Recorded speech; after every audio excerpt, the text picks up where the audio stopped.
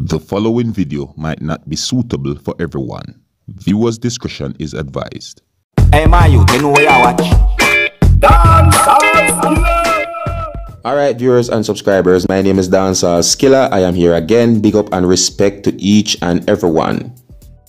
Now this video that I'm doing is just a quick update to let you know about something that happened within the country of Jamaica. Now, there are reports out there about the body of a female that had been found in a precipice that is within the parish that is known as Portland, that is within the country known as Jamaica. According to reports, it is said that the female's body had been found on the 6th of February, the year 2021, with her throat slashed and her head partially severed from her body. It is said that the deceased is from a place that is known as Guinea Tree Lane, Port Antonio, that is within the parish that is known as Portland, that is within the country known as Jamaica. It is said that the female had been identified as 30-year-old Carrie-Ann Hunter, alias Caribou or Chubby. According to reports, it is said that sometime at around 9:30 a.m. on the 6th of February, the year 2021, a passerby saw the body of the female in the precipice. It is said that the police had been summoned or alerted, and on their arrival, law enforcers found the body of the female with her throat slashed and her head severed from her body.